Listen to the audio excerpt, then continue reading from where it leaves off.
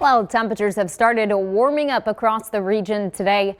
Overall, a pretty quiet day. We've got a lot of sunshine out there this evening, but it's pretty uncomfortable if you're getting out this evening. Just make sure you're drinking plenty of water, because while it looks nice from probably inside in the AC and looking out, it's really still pretty hot out there. We are up close to 90 across the area as far as actual air temperatures. The core of the heat is still off to our west, but that's slowly going to be drifting eastward throughout the remainder of the week. Back in Dodge City, 108, Oklahoma City at 110. Not going to get quite that hot, but it is going to be pretty unbearable later this week. Of course, today we weren't just dealing with the hot temperatures. That humidity cranked back up a little bit, especially for folks off into southeastern Missouri. So we are feeling more like the triple digits off into southeast Missouri. Poplar Bluff is feeling like a 110 this evening, and then Sikeston at 106. So moral of the story, it's still even hot out there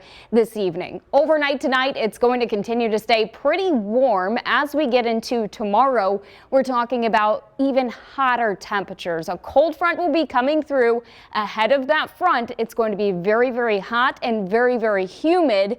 After that front comes through, it's going to be just a little bit less hot on Thursday. It's still going to be hot, but it'll be just a little bit more bearable. So keep that Storm Track 3 app on standby, because I'm sure there are going to be a ton of heat-related alerts coming our way by the end of the week. We already have tons in place across the area.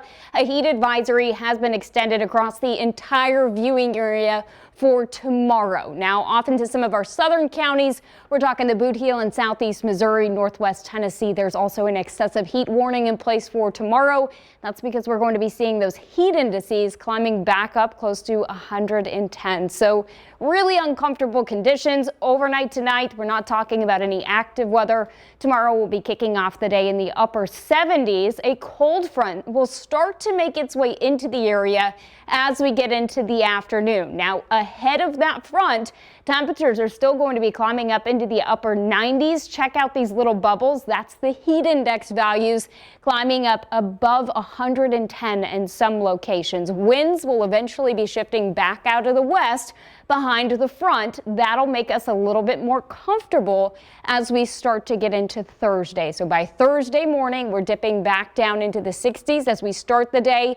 As we get into the afternoon, it's still hot though. We're still climbing up into the low to mid 90s, but notice the heat index values are just a little bit more comfortable, because the biggest change we're going to be seeing from this front is not necessarily a drop in the temperatures, but a drop in the humidity. So it starts to become a little bit more bearable. Thursday into Friday starts to sneak back up into the weekend.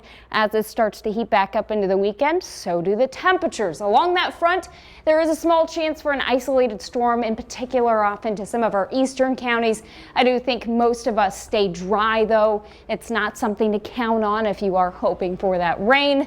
94 on Thursday, and then by Friday, we're already back up into the upper 90s, and then we're running pretty close to 100 across the area for Saturday and Sunday. It'd be nice to have a little bit cooler temperatures for a couple of mornings. Yeah, I mean, it's better than nothing. Right.